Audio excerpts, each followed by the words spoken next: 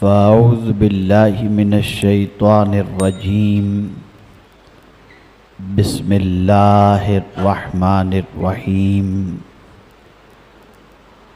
حامیم والکتاب المبین انا انزلناہ فی لیلۃ مبارکہ انا کننا منذرین فیہا یفرق کل امر حکیم صدق اللہ العظیم۔ الصلاۃ والسلام علیک یا رسول اللہ، الصلاۃ والسلام علیک یا حبیب اللہ،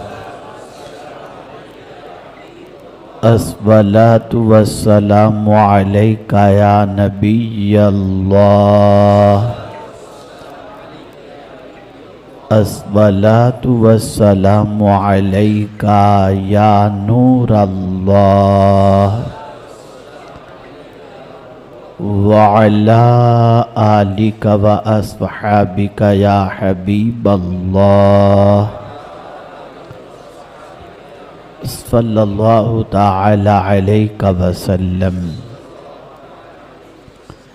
میری خوش نصیبی ہے کہ اس وقت حضور بندہ نواز گیس و دراز رحمت اللہ تعالی علیہ کے دیار پاک میں گلبرگہ شریف میں سنی دعوت اسلامی کے یہاں کے مرکز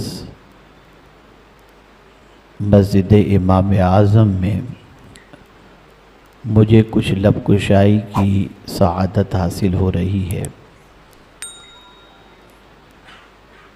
وقت بہت کم ہے، سفر طویل تھا، 5-10 منٹ میں کچھ مفید باتیں آپ کی سماعتوں کے حوالے کروں تاکہ ان باتوں پر عمل کرنے کے بعد ہم اللہ رب العزت جل جلالہ کی بارگاہ سے پروانِ مغفرت اور مژدہ بخشش حاصل کر سکیں۔ اللہ رب العزت جل جلالہ نے چند راتیں ایسی بنائی ہیں کہ ان راتوں کی عظمت آقا کریم صلی اللہ علیہ وسلم نے مختلف پیرائے میں بیان فرمائی۔ آپ میں سے ہر کوئی شخص کسی نہ کسی مسئلے کے سلسلے میں اللہ کی بارگاہ میں دعا کرتا ہے۔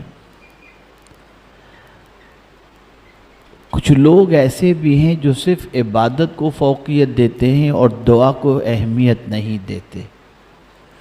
آپ دیکھتے ہوں کہ بعض مساجد میں چلے جائیے آپ تو وہاں سلام پھیرے اور سیدھے اٹھ کے نکل گئے، دعا ہی نہیں کرتے۔ جبکہ آقا کریم صلی اللہ علیہ وسلم کے 2 ارشادات ہیں۔ ایک ارشاد تو یہ ہے کہ الدعاء مخ العبادہ، دعا عبادت کا مغز ہے، اور ایک مقام پر رحمت عالم صلی اللہ علیہ وسلم فرماتے الدعاء هو العبادہ، کہ دعا ہی عبادت ہے۔ دعا کیا ہے؟ مانگنا ہے، لیکن کتنا فرق ہے۔ کسی انسان سے دوستی خراب کرنی ہو تو اس سے کچھ مانگ لو، زندگی بھر کی دوستی خراب ہو جائے گی۔ لیکن اے میرے کریم تیری عظمتوں پر قربان کہ تو نے مانگنا ہی عبادت بتایا کہ میرے بندے تم مجھ سے مانگ، تو نہیں مانگے گا تو میں ناراض ہو جاؤں گا، اور بندے کے پاس اس سے ہی مانگنے کے لیے وقت نہیں ہے۔ 5 راتیں ایسی ہیں کہ آقا کریم صلی اللہ علیہ وسلم نے ارشاد فرمایا ان راتوں میں اللہ دعاؤں کو قبول فرماتا ہے۔ یعنی ایک مخصوص بتایا گیا ایسا نہیں کہ دوسری راتوں میں قبول نہیں کرتا اگر کوئی دعا مانگتا ہو تو، لیکن چونکہ ان راتوں کی اہمیت کچھ ایسی ہے کہ ان راتوں کے انعام کے طور پر پروردگار جل جلالہ ان راتوں کی دعاؤں کو قبول فرماتا ہے، جس میں سے ایک گزر چکی، بلکہ 2 گزر چکی۔ رجب کی پہلی رات، اس رات کو بھی اللہ دعا قبول فرماتا ہے۔ شب جمعہ، اس میں بھی اللہ دعاؤں کو قبول فرماتا ہے، ہر شب جمعہ کو۔ اور تیسری رات ہے شب برات، اس میں بھی اللہ دعاؤں کو قبول فرماتا ہے۔ اور عیدین کی دونوں راتیں، یعنی صبح عید و اس کے پہلے کی جو رات ہے، وہ ان دونوں راتوں میں بھی اللہ دعاؤں کو قبول فرماتا ہے۔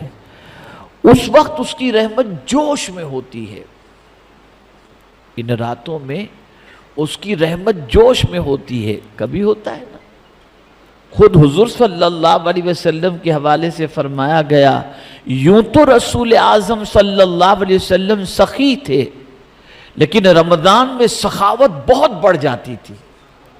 تو کبھی کبھی ہوتا ہے، تو یوں تو اللہ کی رحمت ہمیشہ برستی ہے، لیکن کچھ ایام، کچھ راتیں ایسی ہیں جس میں اللہ کی رحمت بے پناہ برستی رہتی ہے۔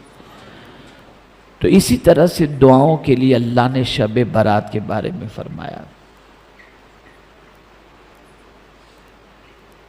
اور سب سے اہم چیز اسے شب برات، نجات کی رات کہا جاتا ہے، کہ اس رات پروردگار بنی کلب کی بکریوں کے بالوں کی تعداد کے برابر یا اس سے زیادہ اپنے بندوں کو معاف فرما دیتا ہے۔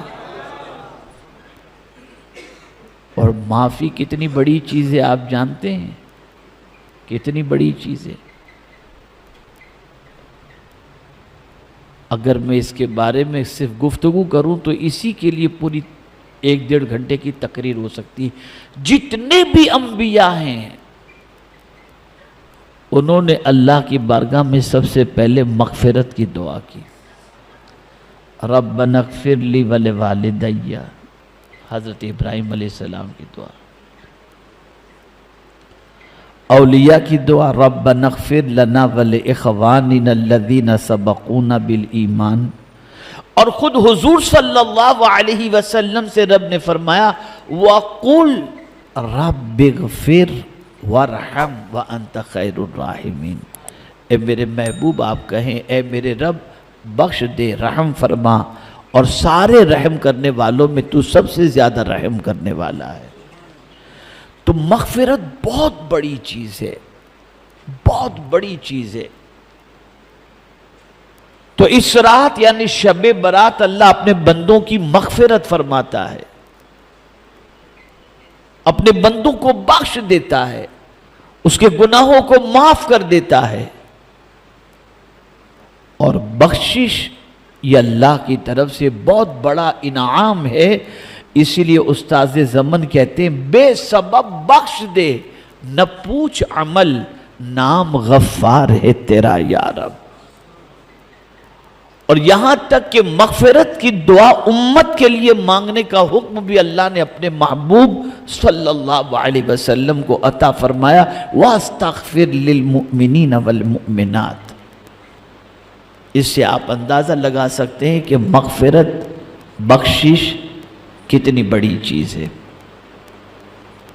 لیکن شب برات کے حوالے سے اللہ کے رسول صلی اللہ تعالی علیہ وسلم ارشاد فرماتے ہیں، بنی کلب کی بکریوں کے بالوں کی تعداد کے برابر یا اس سے زیادہ اللہ اپنے بندوں کی مغفرت فرماتا ہے، لیکن کچھ بندے ایسے ہیں جن کی مغفرت اس رات کو بھی نہیں ہوتی۔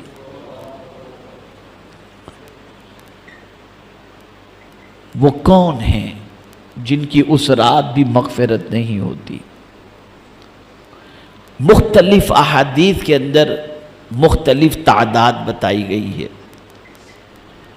لیکن دو چیزوں کا ذکر حدیث شریف کے اندر تقریباً ملتا ہے، ایک مشرک کے بارے میں کہ اللہ تعالیٰ اسے معاف نہیں فرماتا، اور دوسرا اس مومن کو معاف نہیں فرماتا جو دو مومن آپس میں ایک دوسرے کے لیے سینے میں کینہ رکھتے ہوں۔ سرکار فرماتے، اللہ فرماتے ان کو ان کے حال پہ چھوڑ دو۔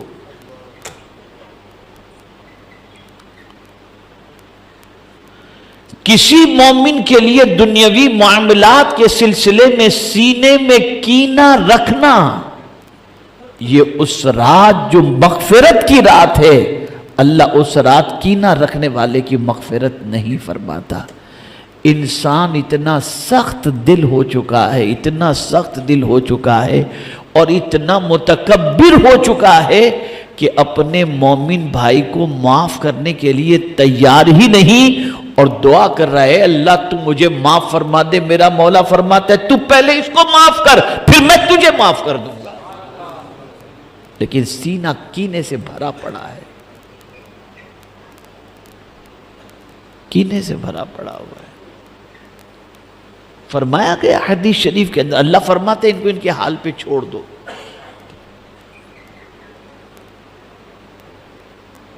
اعلیٰ حضرت عظیم البرکت امام عشق و محبت کے حوالے سے حضور صدر الشریعہ علیہ الرحمہ ارشاد فرماتے ہیں کہ 14 شعبان سے پہلے اعلیٰ حضرت عظیم البرکت اپنے گھر پر مسلمانوں کو بلاتے اور فرماتے شب برات سے پہلے گلے مل لو، تم ایک دوسرے کو معاف کرو، خدا تم کو معاف فرما دے گا۔ یہ حضور صدر الشریعہ علیہ الرحمہ نے لکھا ہے۔ آپ نہیں جانتے کہ مغفرت سے اگر کوئی بندہ بچ گیا، یعنی اگر کسی کی مغفرت نہیں ہوئی تو مارا گیا وہ پھر۔ تو اللہ کی بارگاہ سے اگر اس رات مغفرت کا پروانہ حاصل کرنا چاہتے ہیں تو سب سے پہلے یہ کریں کہ اپنے دل میں دیکھیں کسی مومن کے لیے دنیاوی معاملات کے سلسلے میں کینہ تو نہیں ہے۔ اگر کینہ ہے تو پہلے صاف کرو، جا کے ملو، بھائی میں نے تجھے معاف کیا تو مجھے معاف کر، اور ایک دوسرے معافی تلافی کر لو تاکہ سینہ کینے سے پاک ہو جائے تو مولا عز و جل مغفرت کا پروانہ عطا فرمائے۔ اسی کے ساتھ ساتھ ایک اور بات بھی عرض کر دوں کہ چند ایام ایسے ہیں جس میں اپنے رشتہ دار مرحومین کی روحیں گھر کے دروازے پر آتی ہیں اور آ کر کے گھر والوں سے کہتی ہیں اے میرے رشتہ داروں، اے میرے بچوں، اے میری اولاد، ہم پر رحم کرو، ہمارے لیے کچھ صدقہ کرو، ہمارے لیے مغفرت کی دعا کرو۔ تو جن دنوں رات کے اندر یہ روحیں گھر کے دروازے پر آتی ہیں، اعلیٰ حضرت عظیم البرکت نے فتاوی رضویہ شریف میں اس کو نقل فرمایا ہے، اس کے اندر شعبان کی 15 تاریخ ہے، جمعہ کے دن کے حوالے سے ملتا ہے کہ یہ وہ دن ہیں کہ رشتہ داروں کی روحیں گھر کے دروازے پر آتی ہیں اور رحم و کرم کی بھیک مانگتی ہیں۔ اس لیے فرمایا گیا کہ تم ان دنوں کے اندر اپنے مرحومین کے لیے صدقہ کیا کرو تاکہ اس کے ذریعے اللہ تعالیٰ ان پر کرم کی نظر فرمائے، ان کی بخشش فرمائے اور ان کو قبر کے اندر راحت عطا فرمائے۔ اور اسی کے ساتھ ساتھ میرے پیارے آقا صلی اللہ علیہ وسلم کے پیارے دیوانوں، شب برات بائک لے کر بھٹکنا، ہوٹلوں میں کھانا کھانا، گیم کھیلنا، ہنسی مذاق، کہے لہو و لعب، اگر کوئی اس میں ملوث ہوتا ہے تو سمجھ لینا چاہیے کہ اس کا دل بے پناہ گناہوں کی وجہ سے سخت ہو چکا ہے، اور اگر وہ اس رات مسجد میں جا کر اللہ کو منانے کی کوشش کرتا ہے، راضی کرنے کی کوشش کرتا ہے، اس رات قبرستان جاتا ہے، اللہ سے مغفرت کی بھیک مانگتا ہے، اس لیے کہ اللہ عز و جل آسمانی دنیا پر تجلی فرماتے ہوئے نزول اجلال فرما کر تجلی فرماتا ہے، اور صبح تک طلوع فجر تک اللہ کی رحمت پکار پکار کر کہتی ہے کوئی مجھ سے بخشش کا طلبگار کہ میں اس کی خطاؤں کو معاف کروں؟ ہے کوئی روزی کا طلبگار کہ میں اسے روزی عطا کروں؟ لیکن چند کم نصیب ایسے بندے بھی ہیں جو اس مبارک شب کے اندر بھی کھانے پینے، لہو و لعب، چائے قہوہ، مستی مذاق، اس کے اندر اپنا وقت گزارتے ہیں۔ تو ان چیزوں سے اپنے آپ کو روکو، اور وہ رات جو زندہ کرنے والی رات ہے، دلوں کو زندہ کرنے والی رات ہے، عبادت میں رات جاگنے کے لیے ہے، اس رات کی قدر کریں، اور اپنے لیے، اپنے مرحومین کے لیے، مومنین و مومنات کے لیے مغفرت کی دعا بھی کریں، اور اسی کے ساتھ ساتھ قبرستان جا کر کے مرحومین کے لیے مغفرت کی دعا کریں، ان کے لیے ایصال ثواب کریں، اور یہ ہمیشہ کا معمول بنا لیں جمعہ کے دن خاص طور پر اپنے مرحومین کے نام سے کچھ نہ کچھ صدقہ کر دیا کریں، تاکہ ان کو قبر کے اندر راحت کی دولت نصیب ہو جائے۔ اللہ رب العزت جل جلالہ کی بارگاہ میں دعا ہے کہ رب قدیر آقا کریم صلی اللہ علیہ وسلم کے صدقہ و طفیل مجھے، آپ کو، سب کو شعبان المعظم کی برکتوں سے مالا مال فرمائے، اور شب برات جن لوگوں کو اللہ تعالیٰ بخشش کا پروانہ عطا فرمانے والا ہے، ان بخشش کے پروانہ پانے والوں میں اللہ ہمارا بھی شمار فرمائے۔ اور اسی کے ساتھ ساتھ چند کام شب برات میں کرنے ہیں، ان میں سے ایک کام پہلا تو یہ ہے عشاء کی نماز اور فجر کی نماز جماعت کے ساتھ پڑھیں۔ دوسرا کام یہ ہے رات کو کثرت سے نوافل پڑھیں، لیکن اگر نمازیں پہلے قضا ہو چکی ہیں تو پہلے قضائے عمری پڑھیں، اس لیے کہ جس پر قضا ہو اس کی نفل اللہ قبول نہیں فرماتا، تو پہلے قضائے عمری، چاہے جتنی رکعت اللہ توفیق دے۔ آپ فضیلت پڑھتے ہیں 100 رکعت کی، یہ فضیلت اس میں کوئی شک نہیں ہے، اس کا ثواب اپنی جگہ پر ہے، لیکن جو نمازیں فرض آپ کی قضا ہو چکی ہیں اسے پہلے ادا کرنا آپ کے لیے ضروری ہے۔ اس پر ادا کرنے پر اللہ عز و جل نفل ادا کرنے سے زیادہ ثواب ادا فرما دے گا اور کرم کی نظر فرمائے گا۔ اسی کے ساتھ وہ رات خوب دعاؤں کے اندر گزاریں، عبادت میں گزاریں، نماز کے اندر گزاریں، تلاوت میں گزاریں، اور سب سے زیادہ جو چیز اس رات کو مانگنی ہے وہ یہ ہے کہ اللہ سے بخشش کی بھیک مانگو، مغفرت کی بھیک مانگو۔